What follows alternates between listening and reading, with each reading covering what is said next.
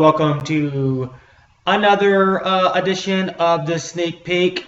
We're here to get you guys ready for the EOC, the end of course test, which is crazily right around the corner. I mean, it's March, and then it's April, and then it's EOC month, and we want to get you guys on track and you guys ready to go. And today's Sneak Peek, Kennedy. JFK, John F. Kennedy. I know you're young, but think about all the things that come to mind when you think JFK. You hopefully remember the young president, his beautiful family. It's gonna be called Camelot. Sorry, I was imagining this when my eyes are closed, and beautiful clothes. America is going to be great again. Sorry to steal that line. But, it was really a great moment. And JFK had so many fantastic progressive ideas that he wanted to bring. He wanted to make life better for all types of groups of people. He wanted to make sure the elderly were taken care of. And one of the greatest things that he did is that he had hopes, to send a man to the moon, which was ridiculous. And, he had all these great ideas, all this positivity, a young family, powerful family, beautiful, well-dressed family, and, things were looking great. And then, as you know, shot down, assassinated in Texas, dark time for America, and it's going to lead his vice president at the time, Lyndon Baines Johnson. He is going to be the one who's going to have to work to get all the things that JFK wanted done, civil rights, all the things he wanted to get done to protect the poor, to protect the elderly, and to continue on with JFK's dream of going to the moon. And right now, I want to take a second and look at a few clips that deal with, JFK getting the one thing that JFK started, even though he was shot down, he is going to help lead to us getting to the moon. So let's check that out real quick. On the evening of July 20th, Neil Armstrong gets ready for landing, activates the lunar module's guidance systems, and switches to autopilot. Then suddenly, as they close in on the surface of the moon, multiple alarms sound. Inside the lunar module, time stands still as it hurtles towards the moon's surface. For a moment, it looks as if Apollo 11 might follow the Hindenburg and become a famous disaster.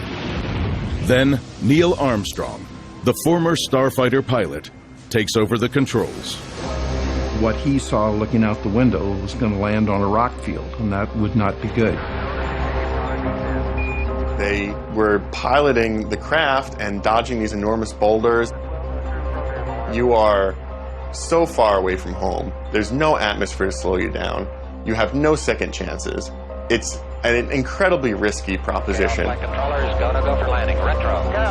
Had Neil Armstrong not taken over, there is a chance that it would have made a disaster of the mission. Forward, 20 feet, 13 forward. You needed a pilot with ice in their veins to be able to set that craft down. Contact light. Okay, engine stop. With just 45 seconds of fuel remaining, they touch down. Quality base here. The Eagle has landed.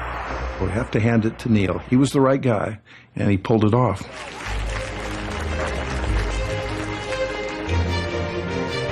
And we're getting a picture on the TV. 6.5 hours later, with millions of people all around the Earth watching him live on television, Neil Armstrong stepped onto the moon's surface and into history. It's one small step for man, one giant leap for mankind. Neil Armstrong. That's amazing just to see now. Imagine if it was 1969. This is crazy. I mean, we're on the Mars, we're on comets now. Really was a crazy time, an interesting time. And there's so much information out there that if you're interested in that, go find more information, but find the good information, not the bad information. So That's what we're going to talk about. That's one thing that happened after Kennedy's time. But one of the things we're going to talk about in live lesson is something that happened during Kennedy's time. So let's go to picture mode. Scene, Cuba. Cuba is going to become a battleground for the Cold War when forces under Fidel Castro overthrew the American-backed dictator of Cuba. Cuba is really close to America, as you know, and we had set up a dictator there. Castro's had come in and kick him out, and then the reason we had a dictator there is because we had a lot of American businesses there. Well, now that Cuba is in control, he kicks out the owners of the American businesses and makes all the businesses nationally owned. That's communism, and that's going to be even crazier because Fidel is going to be friendly with the Soviet Union, which blows Americans' minds because, oh my goodness, the communists are at our borders. It's going to be crazy. So what does America do? Well, we try to fight back. And so we try to start a revolution with CIA, is going to train Cuban exiles, and they're going to invade Cuba, hoping to initiate a popular uprising against Castro, known as the Bay of Pigs. And it failed. The United States' prestige is going to suffer, and President Kennedy became more determined to prove his Cold War credentials. The fall of 1963, American spy planes are going to photograph nuclear missiles being sent to Cuba. Soviet Union, Cuban missiles. Oh my goodness. People are freaking out. It could be a nuclear war. No one wants to die. I mean, that goes without saying. And now we're really close to a nuclear war. It starts freaking the Americans out. President Kennedy is going to place a naval blockade around Cuba to prevent the Soviets from arming these sites.